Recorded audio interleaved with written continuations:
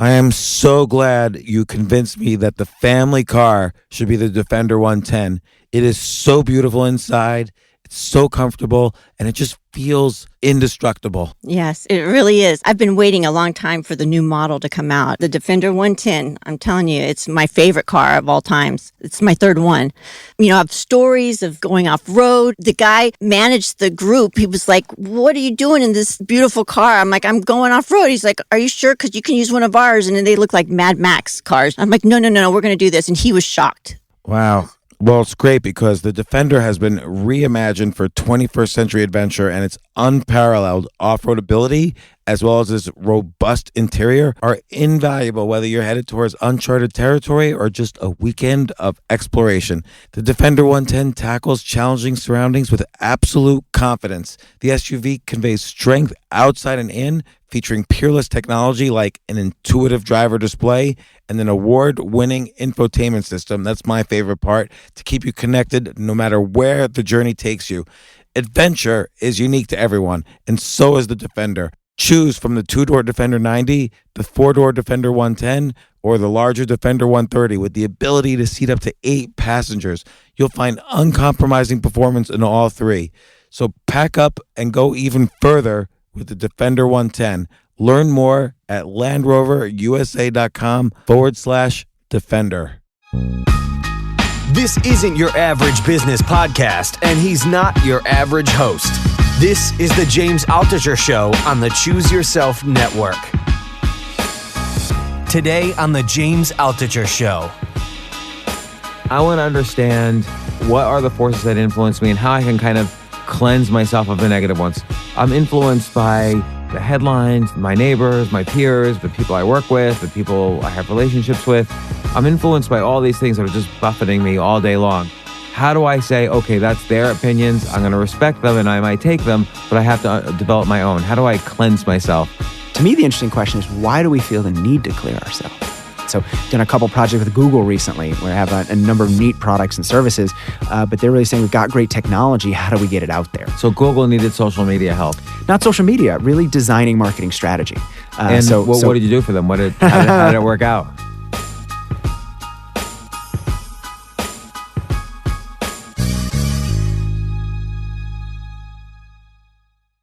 Got Jonah Berger with me today. Jonah, how's it going? Great. Thanks so much for having me. Jonah, your first book, Contagious, about basically how things go viral and get contagious, was excellent. And now you just released a book, Invisible Influence, which I really love the philosophy behind. The idea that often we make choices and we think we're making them out of our own preferences that we've built up over years and years of living. But in fact, everything from cultural impact, societal impact, teachers, friends, our neighbors, and so on might be up to 95% of the reason behind some of our choices. And so you call the book Invisible Influence. And what I want to do is two things. My goal is two things. One is I want to get rid of these invisible influences so that I know that I'm making my choices for myself, or at least I understand why I'm making my choices. And B, I want to know if I want to influence people, like let's say I'm selling a product and I want to influence people, how can I take advantage of it? So I don't want to just bury myself in the academia of it. I want to really know how to, distort and manipulate people. But I think your first point is an interesting one, and I think this is how everybody feels. Influence is a bad thing. It's not a 4-letter word, but it's close. None of us want to be influenced. We all want to see ourselves as sort of unique, special snowflakes, different from everybody else. But influence is often a helpful thing. Imagine if you had to pick, what restaurant to try or what movie to go see, and you couldn't ask anybody. You couldn't look around and read reviews. You just had to figure it out by yourself. Life would be a lot harder. No, it's very true. There's a certain shortcut to influence. For instance, when I make an investment, I want to know that smarter people than me have made the investment for me because they did smarter due diligence. That's and by investment, it could mean in a car, in a house, in a college, in a restaurant, whatever. Yeah. And so I think while we think influence is bad, we think if we're not making the choice by ourselves, that's a bad thing. Sometimes others help us make better choices. Sometimes others help us make the same choice, but make it faster than we could have done by ourselves. And so I don't always think influence is bad. Even in American culture, we often see it that way. But a lot of times people think that two things, two comments on that. One is there's something a little deeper there too. It's not just influence, it's learning and knowledge acquisition. Yep. So if I see someone climbing a ladder, you refer to mirror neurons at one point. If I see someone climbing a ladder, I can learn how to climb a ladder without ever actually having to do that. So they in a similar way to how influence works, I can learn knowledge through watching someone who I believe to be more capable than me. Certainly, and that's the power of mimicry. It allows children to learn things from their parents and their caregivers that would be much more difficult to learn otherwise. And so the same things that underlie the way we learn underlie us using others to help us make choices. So I don't think influence itself is bad, and it's also not just one flavor. It's not just we do the same thing as others. Sometimes someone does something, we do the exact opposite. And so it's... Yeah, so that was questioning. I was questioning that in the book. Yeah. You'll have a whole chapter. Here's how you do something to influence people, but then the next chapter will be here's how you do something to get someone to do the opposite. And they seem like similar things sometimes. It was hard for me to tell sometimes when people were going to do the same as you and when people were going to do the opposite as you. So I wanted to kind of go over the differences there. Sure. But before I want to rewind a tiny bit. You did Contagious. You do this invisible influence. Yep. Clearly, you're interested in how ideas gets spread throughout society, and particularly in terms of like Contagious, the idea that some things go viral and other things don't, and it's sort of unpredictable. What got you interested in this initially? Like, where are you from? Why are you interested in this? Like, we're all kind of interested in this, but you sort of dug deep and really explored it. Oh, well, thank you. And I think that statement you made, it seems unpredictable. That's exactly what got me excited about this. We see Chobani yogurt at the grocery store. Greek yogurt has become popular. Kale has become popular. Certain music artists. And by the way, Greek yogurt being popular is like amazing because for 3,000 years we had Plato and Socrates. Yeah. We hear nothing at all from the Greeks, and suddenly we hear financial crisis and Greek yogurt. So yes, Greek yogurt becomes this amazing thing that breaks 3,000 years of Greek silence, and now we have their yogurt, and we all want it. And I think what's interesting about that is sometimes we think it's unpredictable. It seems unpredictable. And so one thing in my research, I've been doing this now for over 15 years, I love trying to understand, can we predict some of this? Not perfectly, not 100%, but can we understand the social influences, the word of mouth between people that shape what catches on and dies out? And originally I studied actually hard sciences, so math, science, computer science, was programming in BASIC and used to have, Pascal on my resume back when that was popular a long time ago. And I got to college, I thought I was going to study environmental engineering. I got to college, I took a course. There was some thing we read about like how we build buildings and how it affects people raising their children. If we build bigger buildings, people can't see their kids playing outside, so they keep them in the room so they don't meet as many other kids. And I was like, that's sort of interesting. What course should I take to learn more about that? And they suggested social psychology. And that's what really got me interested in this space. And so in some sense, I see people puzzles, looking around, why do we do the things that we do? Why do we behave the way that we behave? But also not just as individuals, how does what you're doing affect what I'm doing, which affects what someone else is doing, and eventually leads big things to become popular or popular things to become unpopular. But let's say, look at this video. I don't know if you've seen it recently. I have my teenage daughters pointed it out to me. Have you seen the Damn Daniel videos? I have. Not recently, but I've seen some of them, yes. Right. So it was just the stupidest videos possible, and yet it got like, I don't know, 1 billion views or whatever. Like, how did that become popular? Yeah. So you mentioned Contagious, my last book. That was all about the science of why people share. So we've done everything from, look at 6 months of New York Times articles, everything written by the newspaper from front page news to style, to do textual analysis to understand what characteristics of content make it shared, to look at tens of thousands of brands. And there we talk about the steps. I put them in a framework for the book, and that stands for social currency, triggers, emotion, public, practical value, and stories. So tell me what that means, social currency. Yeah, so social currency very simply is the idea that if something makes us look good, we're more likely to share it. So if we look special, if we look smart, if we look in the know, we're much more likely to pass that on than if it doesn't make us look good. But like the Damn Daniel videos, how's that going to make me look smart? Well, so it may make you, if you're the first person to share it or one of the first people in your group to share it, it makes you look good. So Beyonce came out an album a couple years ago, no PR, no marketing, just dropped it on social media because she knew people would want to be the first one in their clique and their little group to be able to share it. I like that. And so just like knowing about the restaurant before everyone else, knowing about something on social media or the web before others makes you look special, makes you look different. And so many things like that. Triggers is all about, what's top of mind. How can I trigger somebody to think that they will build social currency by sharing my product? Exactly. Yeah. So everything from scarcity and exclusivity. So make something less easy to get access to, make it harder for people to get access to. I actually tell a great New York story of the bar called Please Don't Tell. You may have been there. Yeah. Right down the road from Of where course, we are. you have to go. You have to go on the phone in Yeah. the hot dog place, in the phone booth, and then the door turns around. Yeah, and I remember hearing that story from my cousin, actually. And you think about why people talk about it. You look really smart. You look really cool to know about this. And so how can we make information actually a little more scarce? How can we make things a secret rather than doing a lot of advertising? Sometimes it actually makes people feel more special. Or how can we show that it's about them, not about us? Too often, when we're trying to sell an idea or sell a product or sell anything, even ourselves, we focus on us. And really, the more we focus on the audience and how they'll look from sharing something, the more likely they'll be to pass it on. So scarcity is kind of a Robert Cialdini influence kind of concept. Yeah, exclusivity. So, it's not few number, but it's hard to get access to. Also talking about, how we can find the inner remarkability in anything and show rather than tell what's going on. So some great old videos where they stick like an iPhone in a blender and they show what happens, show how powerful the blender is. It's a great video, really engaging. It's really funny to share it. But along the way, you learn that this company makes a really tough blender. And so it's not just sort of funny, engaging content. It's kind of a Trojan horse story that carries that message for the ride. Ah, interesting. Yeah. Okay, so social currency. What's the other thing that makes something contagious? Triggers is the T in the framework. And the idea... I only want to spend time talking about contagious, A, because everybody wants to create content that is contagious. Yeah. But B, it leads into invisible influence. It does in some ways, yes. And so T for triggers.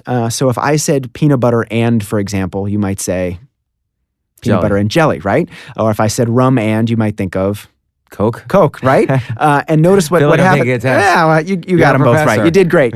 Check plus. But what you notice there is one thing can sometimes remind us of something else, right? So I didn't say jelly. There's no jelly around, but the mere fact that I said the word peanut butter and made you think of it. That's a trigger. Kind of a cue or a reminder in the environment that makes something top of mind. And because of that, it often makes it more likely to be tip of tongue. So there's a great video you've probably seen. Geico did this thing for Hump Day. I don't know if you've seen it with the camel. I don't think so. Yeah, so they built a video around Hump Day. Wednesday is known as Hump Day. So they have a camel walking around an office going, what day is it today? What day is it? What day is it? Everyone ignores him. He's an annoying camel. He finds this poor woman. She goes, it's Hump Day. The camel goes, woo, woo. And the ad goes, how happy are people who save money with Geico? Happier than a camel on Hump Day. This content is not that funny. It's sort of funny, not that funny. Yet it's the second most shared piece of content from, last year or the year before. If you look at why, look at the data, it's really interesting. It's flat, and then there's a spike, and it goes back down. It's flat, another spike, goes back down. You look closer, the spikes are every Wednesday. This content is equally good every day of the week, but Wednesday is almost like a peanut butter to their jelly, where Wednesday rolls around, it reminds you, it triggers you to think of this content, and you share it with others. And so there the question is, well, how can we make sure we're linked to something in the environment, right? How, rather than just advertising, we're trying to get a message out there, can we make sure that every time someone sees a peanut butter, they think of us as the jelly? So this is similar to the concept of what's called newsjacking. So, for instance, as we're recording this, Muhammad Ali recently passed away. People who are making it's quote unquote too soon, let's say, to be talking about this, but people who are making content related to Muhammad Ali, this is getting shared quite a bit. Yes, and I think what you're saying there is in a newsjacking situation, that's the case where the habitat or the set of triggers for something is really big, right? We're going to link it something to one thing in the environment. The sad thing is when that thing goes away, so does our trigger. And so one question when we're picking those triggers is, well, what's something that's going to be around in the environment of the people that I'm trying to change their behavior that'll last long enough and be prevalent enough to make my stuff come to mind? So, okay, next thing, triggers. So we talked about triggers. So next is emotion. The idea there is when we care, we share. The more we care about something, we're emotionally connected to it, the more likely we are to pass it on. What's an example? Great example. So in New York Times' most email list, for example, we see that stories that evoke more anger or more anxiety are more likely to be shared, even though they're negative emotions. What's an anxiety-producing article? Today's day and age, maybe it's something about, the Orlando shooting, or maybe it's an article that makes people angry about Trump. Okay. Those articles might make people anxious, and it makes them more likely to share. But some negative emotions, like sadness, actually make people less likely to share. And so when we look closer, what we find is that certain emotions are high arousal or activating emotions. They fire us up. They drive us to take an action. And one of those actions is sharing. And so whether it's positive, like excitement or humor or inspiration, or negative, like our anxiety, the more we feel these high arousal emotions, or the more content evokes these emotions, the more likely we are to share it. Okay, next one.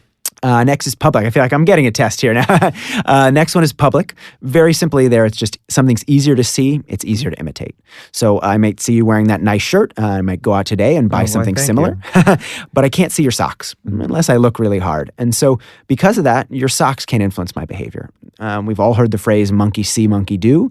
But if one monkey can't see what another monkey's doing, it can't imitate it. And so it's all about how do we make things more visible. So I think this applies to all forms of communication, basically, evoking emotions, creating scarcity, making something that we care about accessible to others. This doesn't apply to just making things contagious on YouTube, but kind of all forms of communication. If I want to create a product that I want to sell, I have to think of these factors. Exactly. And, people think of, when Contagious came out, people's first thing they say, it's about social media. It's about making something viral.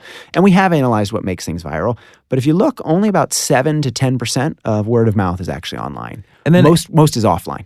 Really? Yes.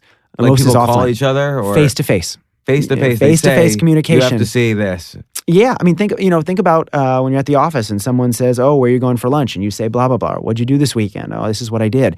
Most communication is face to face, and so these principles aren't about online or offline. They're not about technology. They're about psychology. They're about understanding why we do what we do and using that to help messages propagate.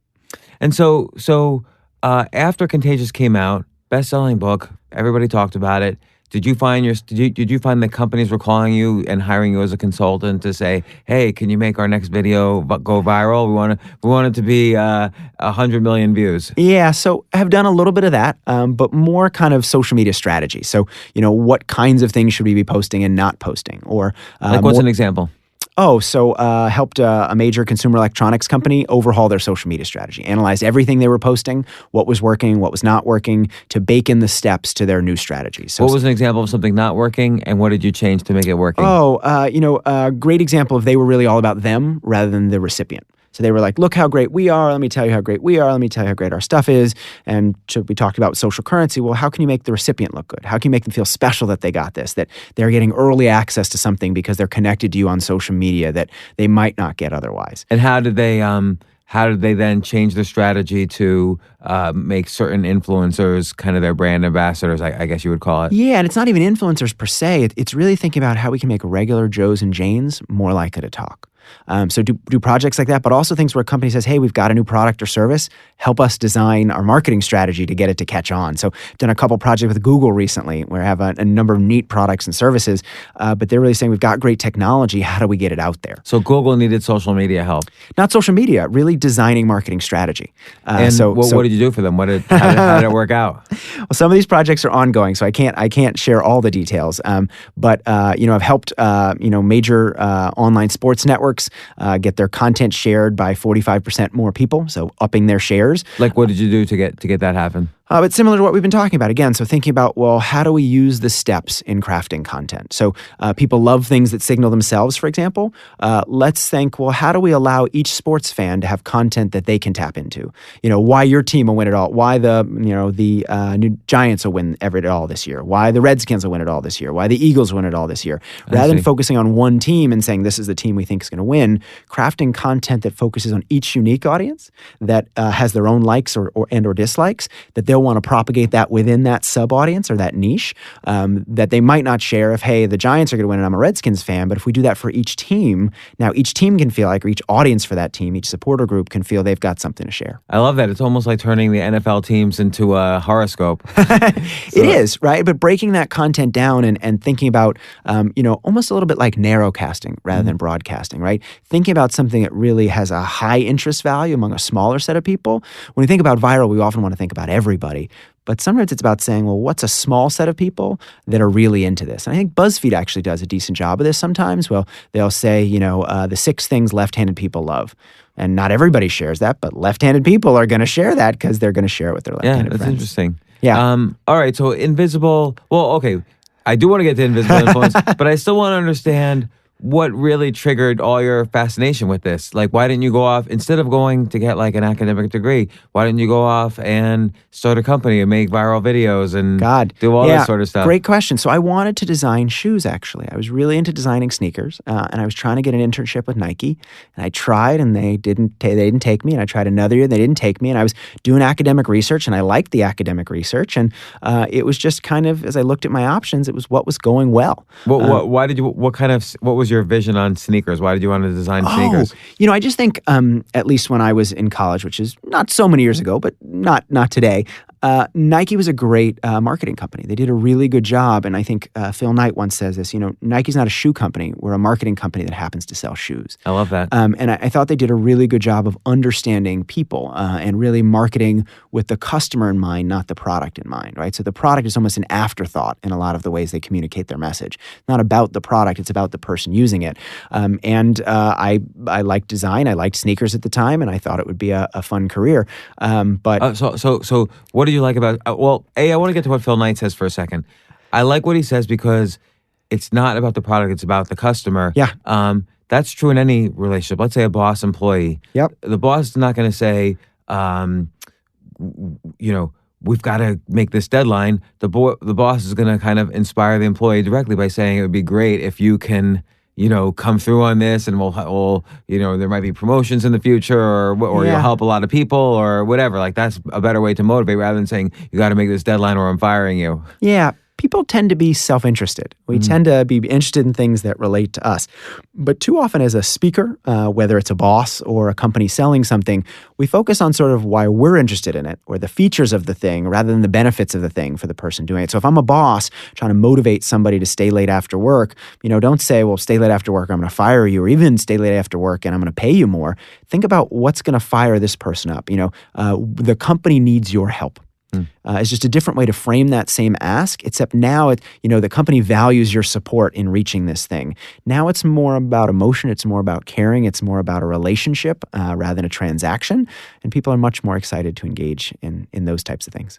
So then the other point I wanted to make, because I'm just curious, and this is just, again, what was sneakers? Like, why sneakers? I don't know. What should I look for in a sneaker? Oh, well. I kind of like minimalism in sneakers, like no logo, no shoelaces if possible. Yeah, I'm kind of out of the game. I used to be more into it than I am today. But would you stand on line? Like, there's some places around here that there's like lines around the corner whenever there's a new sneaker release, and I can never figure out why people do that. Yeah, I guess there's a scarcity thing there. Yeah, and part of it's a social currency to being the first person to have it, right? If there's only so many pairs, and there's a great piece recently about kind of why Nike encourages these sort of things, right? Why not just produce more sneakers rather than allow people to go to the secondary market and resell them? But that actually helps the brand, right? The fact that people are willing to stand in line for this signals that the brand is good. The fact that people are willing to pay more money than retail signals that it's good. And so it actually adds to the aura of the brand more than just jacking up the prices ever could. Would you be able to look, in your peak with this, would you be able to look at someone's pair of sneakers while they were wearing it and say, oh, I've got to get that?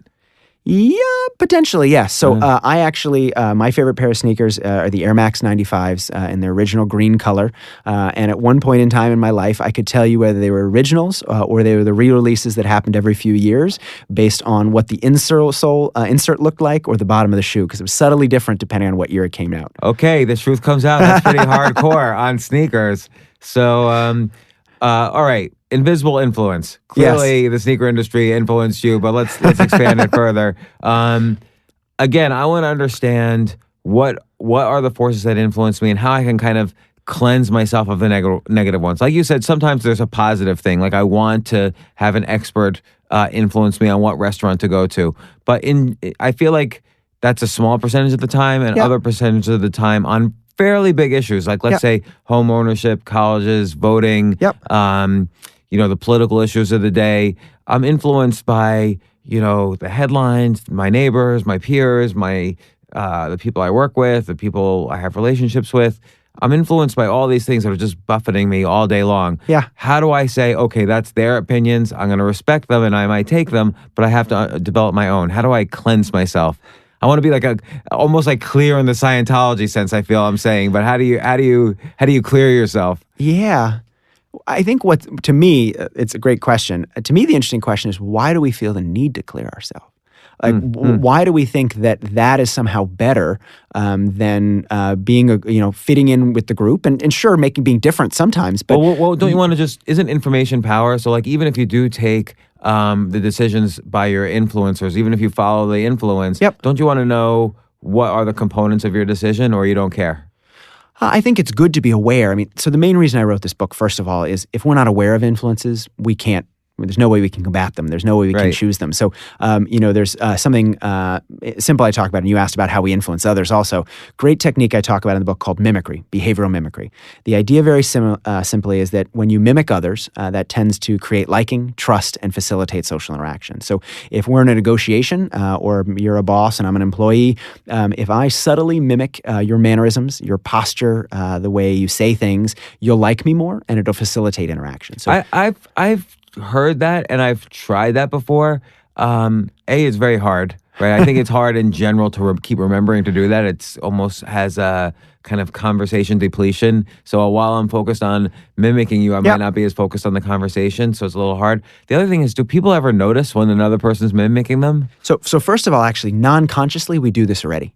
So even without effort, if you're sitting in a meeting, you cross your legs, other people are more likely to do it, even if they're not trying to influence you. Right, but if I'm being the influencer, if I want to influence, I think the key is, right, correct me if I'm wrong, first I mimic, and then I start doing my own thing, and I watch everybody follow what I'm doing. Oh, not necessarily, no. So let's take a negotiation, for example. Okay. Researchers find that if we mimic one another, if we're negotiating, I mimic you, we're 5 times more likely to reach a good negotiation at the end, reach a deal. Or if I'm a server at a restaurant and you order something, let's say you order a Cobb salad with dressing on the side, and I say, okay, Cobb salad, dressing on the side, I say back to you exactly what you said, I get 70% higher tips. And so it's not that I'm trying to mimic you and then use that to do something completely different. Merely mimicking one another makes you trust me more, makes you like me more, makes me more persuasive, and sort of facilitates that social interaction. So let's say I want the negotiation to go in my way. Yep. I kind of have to sort of sit back for a second, let you do something, and then start mimicking it. Is what like the waiter and the customer in that example. Yes, if you couldn't see or hear the other person, you would have no way to mimic them. You have to see something they're doing first, but that doesn't have to be them saying something. I mean, it can be as simple as them leaning back in their chair, so you lean back in your chair a little bit. And you're right, by the way. As with many ways to influence others, if people are aware of it, it is less effective. Right? So if people know that you're mimicking them, they may try to discount or sort of avoid that persuasive attempt. But lots of research shows that people can use this with some impressive outcomes. So more on negotiation. What can I do to, let's say we're in a negotiation, I'm selling you a product or a service or my company or whatever. How can I essentially manipulate you into doing what I want? I want to use the force. These are not the drones you're looking for, or they're not the droids you're looking for. How can I do that? How can I get the force? Besides mimicry? Yeah. Yeah, I think anything that makes us feel more similar in a negotiation. So even something that's not mimicry, but find something we have in common. So people often talk about, where'd you grow up, or figure out something that we have in common. It's the same underlying core idea as mimicry, but let's say you and I are chatting and we're talking about where we grew up, and it turns out we went to the same high school. Suddenly you and I feel like, we're not brothers, right? But we're like kind of on the same team. We're like, we have something in common. We feel more similar. And because of that, that facilitates the interaction. In some sense, it's almost like a kinship. You feel like this person's part of my tribe. They're like me. And so I can trust them more. And so anything that makes the two of you feel more similar will help that negotiation go better. Let's stop to take a quick break. We'll be right back.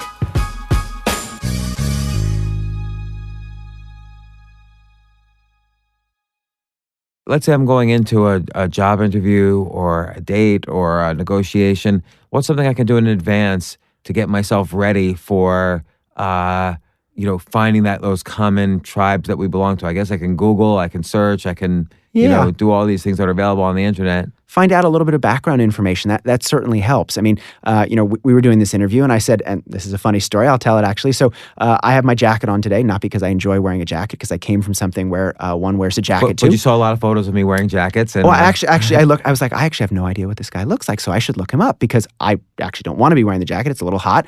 And though maybe if he's a jacket guy, I should keep it on. And so I saw on one of them you had a jacket, and so I was like, I should probably keep my jacket on. Right? That was a case where I literally just did a little research, not a big deal, but to make us feel a little bit more similar and make that interaction easier. And I often do this actually when I give talks, when I give speeches, where I think a lot about what will make my audience comfortable with me, right? What will make them trust me? And as a speaker, I don't want to be exactly the same as them because they may think, well, why did we hire this guy if he's exactly who we are? But I also don't want to be too different. There's this idea I talk about in the book about being optimally distinct, being similar but different at the same time.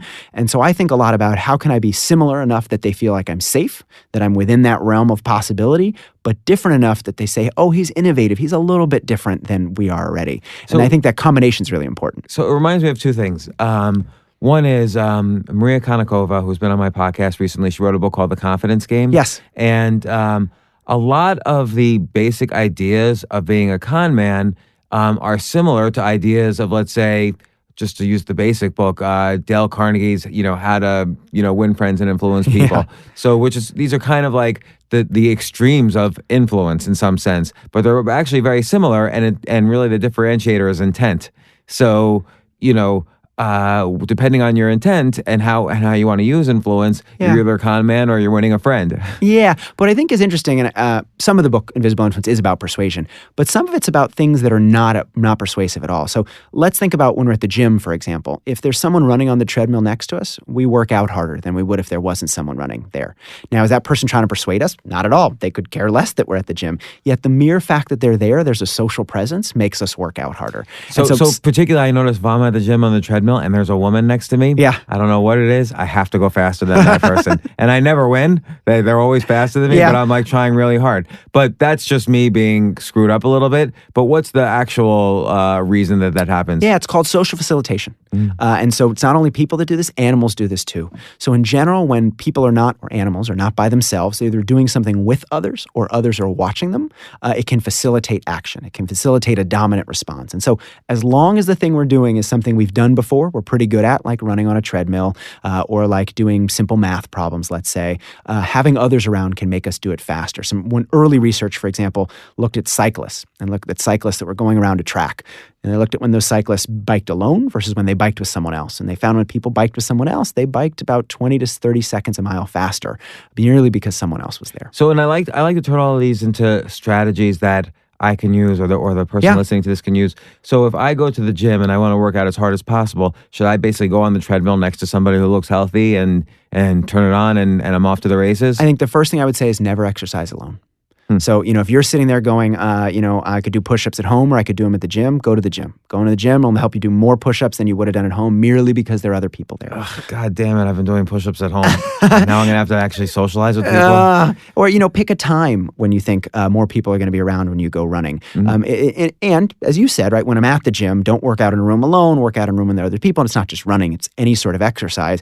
But in a case when we're already pretty good at something already, others will get our competitive juices flowing. But I remember in the book also, you say sometimes the fact that others are doing something will make us perform worse. Yes. And I guess it's when it's more... So running on a treadmill is relatively easy. We all know how to do it. You just turn the treadmill on and you start running. Yeah. But if it's, I don't know... Parallel parking. Parallel parking. Yeah. I notice this with games. So I'm really into games like chess or checkers or cards or whatever. Like my daughters who... they're up against a formidable force. I never let them win. They will refuse to play with me, or they don't want to play at all. Because I think it's too hard. Yes, and so they don't want to deal with defeat. Well, this is an easy first take home. I think the first take home here is let your daughter win. I think that would be. No, I don't know if that's. I don't do that. I never let anybody win. My grandfather never let anybody either win, so I understand that loud and clear. But you're right. So who we're comparing ourselves to matter, and this is where we get a little bit into the more complicated roles that influence play. But if we're too far behind, right? If that person's much better than we are, then we might actually give up. And so why is that? Well, we feel like we can't close the gap. So recently, some researchers looked at online courses, MOOCs, for example, and there's a lot of peer grading in MOOCs. So not only does the instructor maybe grade you, but there's so many people grade one another, helps them get better, learn how to grade, and also helps them see others' assignments.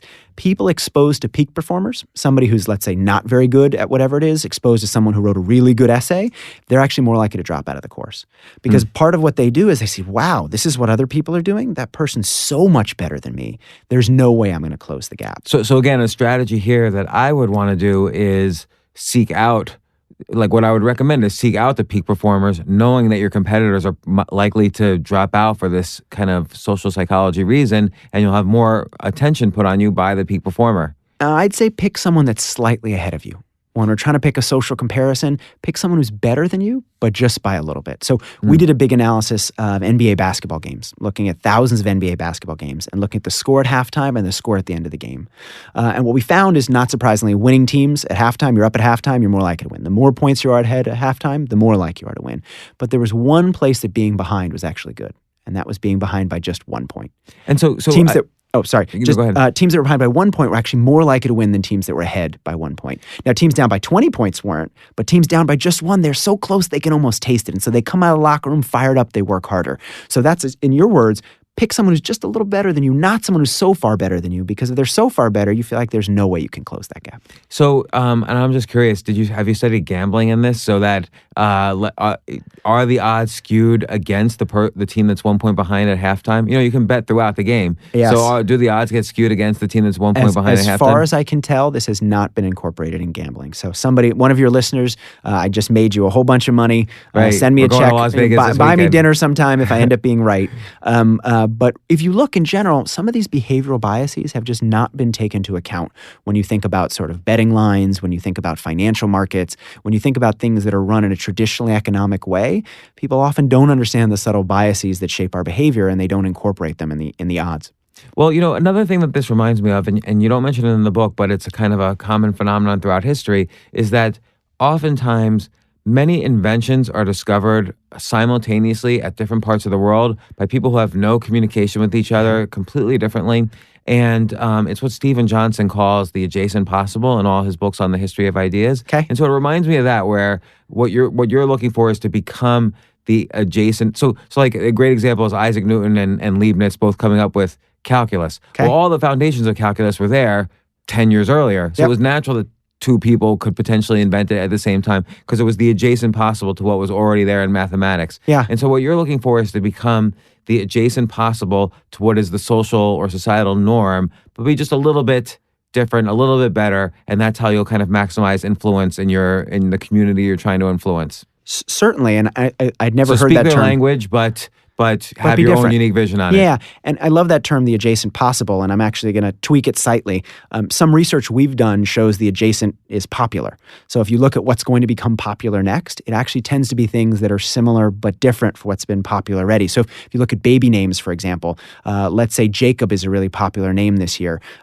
Jacob is not necessarily going to be popular next year, but other J names are more likely to be popular. So Jason and John, other names, because people have heard Jacob more often, it makes that name sound more familiar. They like it more, but they also don't want to name their child exactly the same thing. And so it becomes popular next, whether we think about baby names, we think about music, we think about all sorts of domains, is things that are similar but different, right? So let's think about that, because you mentioned that in the book, particularly with names like you mentioned after Katrina. Nobody was naming their kid Katrina, obviously, but there were a lot of K names the next year. A statistically significant number. More babies were born with K. Names. Yeah. And so how can we make use of that? Like, let's say I'm trying to pick I don't know, the next music that's going to be popular, or the next music. Let's say I'm a musician. I want to work on the next music that's popular. Yeah. What should I start looking at? Like, how can I start researching or discovering this? Yeah. So I would think about, one, how can I pick that thing? But also, two, how can I frame my thing that way?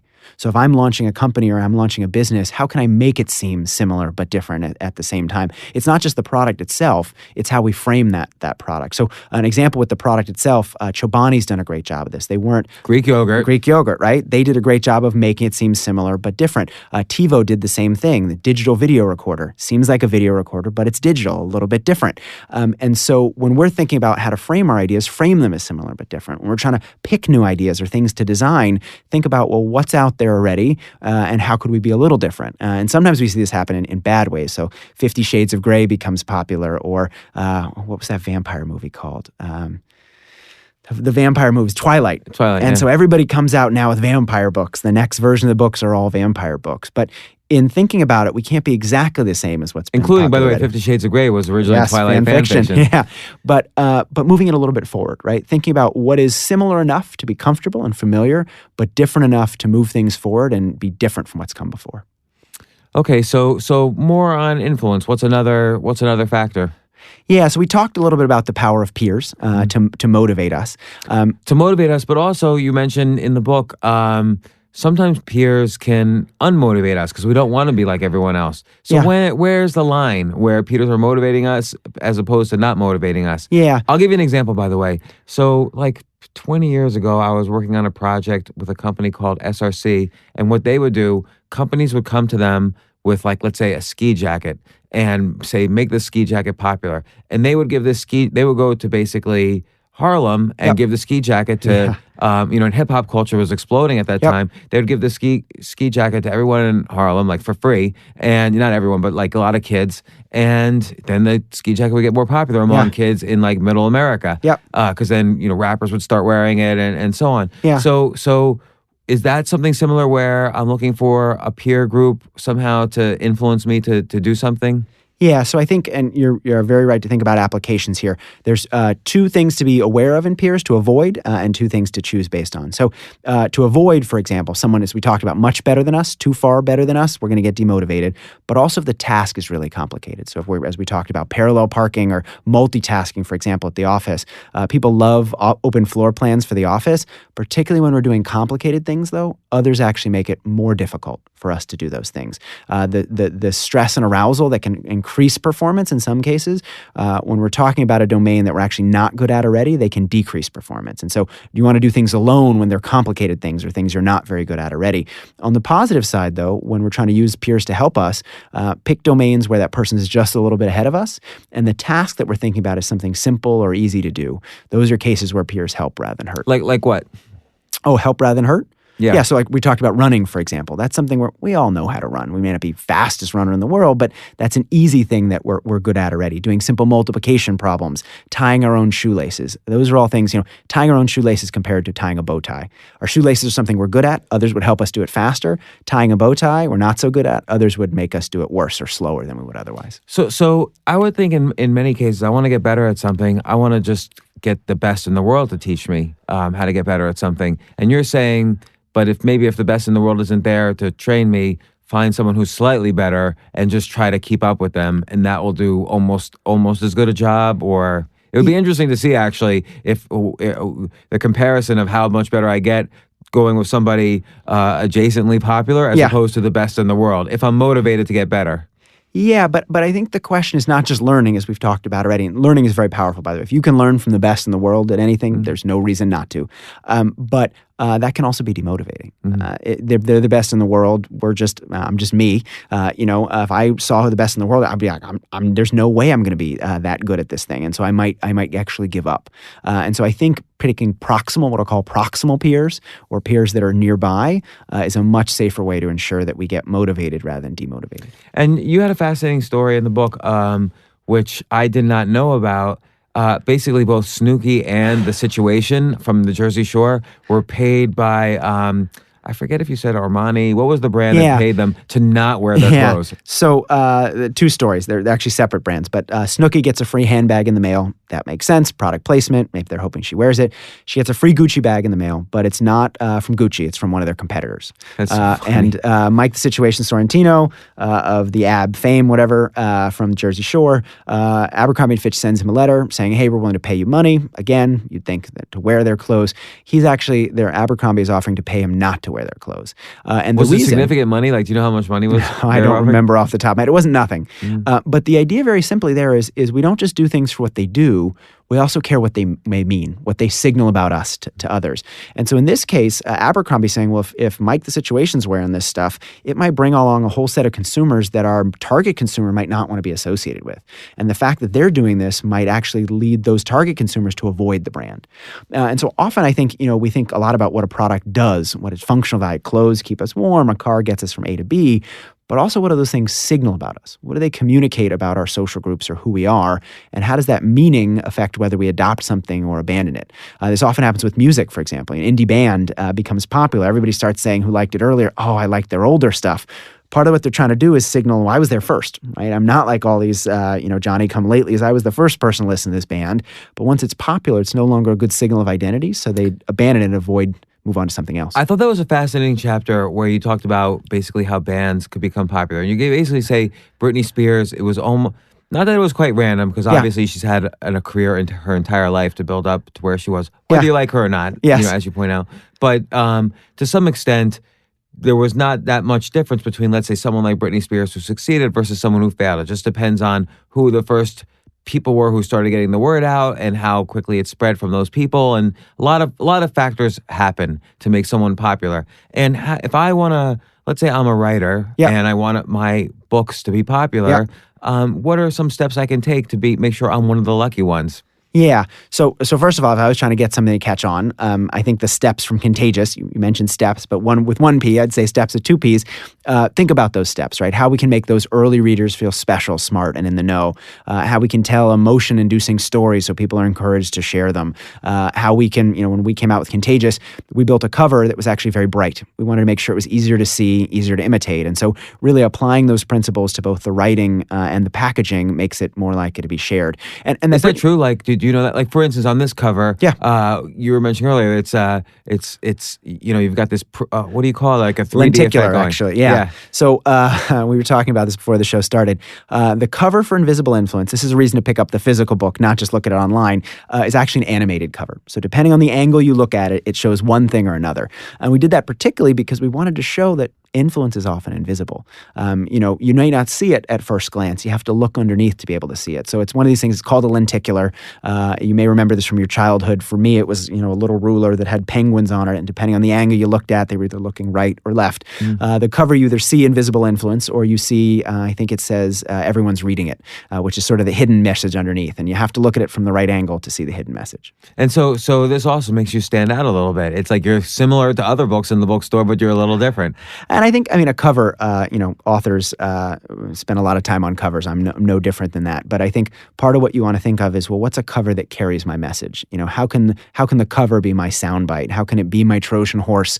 If people understood one thing in the book, they could get it from the cover. And that's when I think covers really do a good job. Well, what other, considering that this book is about influence and your last book was about Contagious, what other strategies are you using to market this book? I don't want to give them all away. One is being on your show, right? Right here. Well, I do think the podcast tour is much better than the book tour. It is. The book tour, you got to travel all around. You hit 1/1000th of the readers. Yep. The podcast tour, you're hitting much more. I think in general, you should go on as many podcasts as possible, not just mine. So one thing we did with Contagious, and I think we're doing this with Invisible Influence as well, sometimes people give away a book. So they say, hey, we're going to email 400 people if they're interested. These are influential people in the industry and media. We'll give them a book. We didn't just give them one book. We gave them two books. And we said, hey, one of these is for you. One of these is for a friend. I love that. Pass it on to someone else. And what I think is really clever about that is, as good as my publisher may be, or I may be in terms of guessing who's going to like this book, you know who's better than us? Those individual people, right? Those individual people are going to look in their social network and they're going to say, who in my network would like the second copy? I feel bad about throwing it away. I'm going to give this to John or Susan or Dan who might like this book. And so taking advantage of the power of word of mouth is not just trusted more than advertising, it's also more targeted. It almost goes through a social network, kind of like a searchlight to find the person or people that might find that information, or in this case, that book most relevant. And so giving away too encourages the people you give it to become advocates and almost to become a channel for your message. And also it's like a little extra favor than normal. It's almost like you're making an assumption that they're going to like it and want to give away the other books. So they're not going to want to necessarily, it's like they're psychologically going to say, oh, this person, is somehow investing extra in me. Well, one, you are if you're giving them two books, but also you're saying, look, you can give something to someone else for free, which makes you look good for sharing it, right? At least if the book is good. But if the book's good and you gave them a free copy, they're going to like you, right? Just like you bring a friend with you to the VIP line at the club or a game or something like that. Your friend's like, oh, look at you. You're special. You got this. Same thing with giving away too. It turns those customers into advocates, but it does it in a way that makes them feel special. Okay, what's another technique? That we've done with the book? Yeah. So we built the cover of Contagious to be very colorful. We sort of talked about that with Invisible Influence as well, making it more public. And also thought a lot about the stories that would travel with the book. So really trying to break it down. So, and thought we did a good job of this with Contagious, thinking about like statistics that carry the message of the book. So we talked about the fact that only 7 to 10% of word of mouth is online. You hear that number, it's much lower than you might think. You remember that because it's an important number. It's different than you might have expected, but you're also going to tell someone else that number because it makes you look smart. And along the way, the book gets to come along for the ride. The point that it's not just about the technology, it's also about the psychology of sharing in the first place. Well, let me ask you how you take advantage of that. So let's say, again, you write a book or Yeah. you make a video or you, I don't know, do anything. Yeah. How do you get people talking about you offline as opposed to just hitting the Facebook share button online? Well, but it's the same, right? So it's not like we only care about looking good online, but we don't care about looking good offline. Sure, online we care about looking good. And what's neat, we've actually found in our research that online we have more time to construct and refine what to say. Online is asynchronous communication. Someone sends us something, we can wait a while before we respond. And so it turns out about 70% of Facebook messages are actually censored, not by the government, self-censored. We censor them ourselves to think about the most clever thing to say or the best thing to write. It's no wonder then that most social media posts are positive. Look at me, I'm on vacation. Look at me, I met the celebrity. Not look at me, I'm at the office working on an Excel spreadsheet, right? Because that wouldn't make us look very good. Offline, though, we don't have as much time to construct and refine what to say. So offline, those triggers really matter a lot. And so we still care about how we look to others, but we don't always have the time to do it. Offline, we talk a lot more about the weather or what we're doing this weekend, not because they're the most exciting things, but because we're thinking about them. So earlier in the interview, you mentioned your grandfather's strategy was to not let you win. and I'm just curious, why did you mention your grandfather? Why not your father or mother? I think my parents would let me. Well, they wouldn't let me win. They wouldn't not let me win. They would. They would let my grandfather just never let us win. It's funny. Me and my cousin joke about this all the time. Like we'd play racquetball with him or we'd play shuffleboard and he would just destroy us. And he would just be hardcore and say you got to learn the hard way. Old school, Yeah. the greatest generation. So, but your Definitely. parents were just, where did you grow up? Washington, D.C. Washington, D.C.? Yeah. So to some extent, this idea of influence, I've seen, of course, House of Cards. Yeah. And so this idea of influence is pervasive in Washington, D.C. Like, how do people get, ideas across that could potentially change a nation? What I think is so challenging in the current political climate is the role of that. We talked about identity signaling, what something communicates, and how that shapes the discourse. So I was working recently with a group that wanted to get clean energy, so solar power, wind power, to catch on among conservatives. And at least if you look at the data, conservatives should like clean energy. Why? Because it's good for the it's good for the pocket. Doesn't cost a lot, reduces reliance on foreign oil, which helps national security, allows people to be more independent of government, smaller government rather than big government, all things conservatives should like. And if you ask conservatives, well, why don't they support clean energy? One politician said it really nicely. He said, well, Al Gore supports clean energy. And if Al Gore is something Al Gore likes, it's probably not for me.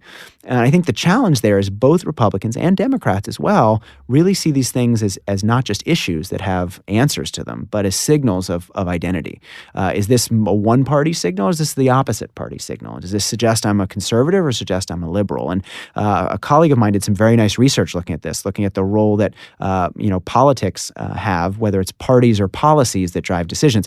So they gave people like a welfare policy and say, do you support this policy? And they told some people that Democrats support it, and they told other people Republicans supported it. Well, when Democrats were told that Democrats supported it, they thought it was great. When they were told Republicans supported it, they thought it was terrible, and vice versa for Republicans. And so it's not just issues are issues. They're not just, this is about the facts. It's really about what does it say about you? What does it signal about you to say, I support this welfare cause or I don't, or I support clean energy or I don't. And I think that's really challenging in the current political climate. It's almost like sports teams like the Red Sox versus the Yankees rather than two groups that are trying to work towards a common goal. So it's interesting, again, becoming aware of what are the components of influence can help you define your message when you're trying to get something across that you want to influence. So let's say you're a Republican and you want to, and you believe in, let's say the almost the Al Gore definition of clean environment. You can basically say something like, this is not just an Al Gore issue, or you could say Al Gore was wrong. This is the actual way to do it, and it's important. So then you could kind of make it your own issue. Yeah, so I love the two strategies you just talked about there. So one was bumping up a level of categorization. It's not a Democrat issue. It's not a Republican issue. It's a human issue, right? So now it's something that covers both of those groups. It's categorized more broadly. And the other is saying, look, Al Gore got it wrong. This is the reason we should do it. But it's owning that issue in your own language. Right. And you often see sort of traditionally marginalized groups taking terms that are often slurs and kind of owning them themselves, repurposing them for their own group and taking ownership of them. And so I think you're right. It's really important whether in the political discourse or in other cases to think about how do we move beyond one group versus another and make it a higher level categorization. It also happens with brands. This happens all the time, right? If something takes on a bad signal, no one's going to want it anymore. So as a brand, you have to think, well, how do I manage this? Right? How do I make sure to bring in, the older folks and the younger folks? Facebook has had a big challenge with this. It was really cool when it started, but once your parents or grandparents are on Facebook, it's not as cool anymore to be on Facebook. Now the young folks want to be on Snapchat or Yik Yak or whatever the new thing is. Partly because they have options that Facebook doesn't, but partly because it signals something about them. And so you see brands, smart brands do things like sub-branding. If you look at Toyota, for example, they don't just say we make Toyota, they say we make Lexus and we make Scion. And what that allows is, let's say you hit it big, you love the Toyota Camry, you hit it big, you want to buy a nice car. Now you can go buy something that's in the Toyota family, but has a different signal associated with it. Or, you're a young kid and you want a cool car, but you don't want your parents are driving, you can buy a Scion and that still keeps them in the Toyota family without buying exactly the same make. I think people underestimate how important this is as a business strategy. So, for instance, when HBO and Showtime were going head-to-head against each other in the 80s, literally selling door-to-door, what did HBO do? They created Cinemax. So now they're selling two things versus Showtime's one thing. So people want to buy a package. Yeah. But so it's interesting. So what's next? I feel like you did Contagious, Influence. Is there Persuasion next, or what's the next book? What are you working on? A science fiction novel where somebody understands all these techniques and does massive mind control over society? It's actually going to be a coloring book about 4 kids in Northwest Kentucky in the 1920s. I like it. I'll buy it. You just influenced me. Right now I'm excited about this book, thinking about this book, talking about this book, always doing ongoing research. So doing a lot of research on language and language in both persuasion and language in word of mouth. So understanding how language shapes what we share as well as how we react to things. So lots of research on influence, lots of research on word of mouth. I think as an author, it's always tough, when a book does decently well, like Contagious done, people want you to come out with a sequel. They want you to come out with Contagious-er. But you're sitting there going, I don't know, would people really want Contagious-er, or do you want something different? And so, as a scientist, but also a writer, I think it's always important to find something new and something interesting, and probably has something in common. Otherwise, you wouldn't find it interesting, but something interesting enough to give your attention a new kind of look. Well, Invisible Influence by Jonah Berger, and I really think there's two sides that make this a super fascinating book. One is to understand what are the components that we each are influenced so we can understand them better and understand our decisions better, whether they're good or bad. And the other thing is, I think, is how to take advantage of it to influence people. Like if I have an idea, or if I write something, or if I do something, I want it to be out there. I wanted to influence people. So understanding what goes into influence as in the ways you've studied it is fascinating to me. It was a great read. So thank you for writing it. Oh, thank you so much. Thank you for coming on the show, the James Altucher Show. Yeah, good. Appreciate you having me. Excellent. For more from James, check out the James Altucher Show on the Choose Yourself Network at jamesaltucher.com and get yourself on the free insiders list today. Hey, thanks for listening. Listen, I have a big favor to ask you, and it will only take 30 seconds or less, and it would mean a huge amount to me. If you like this podcast, please let me know. Please let the team I work with know. Please let my guests know. And you can do this easily by subscribing to the podcast. It's probably the biggest favor you could do for me right now, and it's really simple. Just go to iTunes, search for The James Altucher Show, and click subscribe. Again, it will only take you 30 seconds or less, and if you subscribe now, it will really help me out a lot. Thanks again. I created this idea called Generation W. It's all about educating, inspiring, connecting women, and it's about building community at the same time. It's not like women are on some outpost somewhere, right? Just like no ethnic people are on some outpost there, people of color, right? We're all together. So if we learn how to appreciate each other, we elevate one, we elevate us all. And so for the first year, that's where we started. And we had 700 people show up. They had no idea what they were showing up to, but they loved it. And they said, we want more.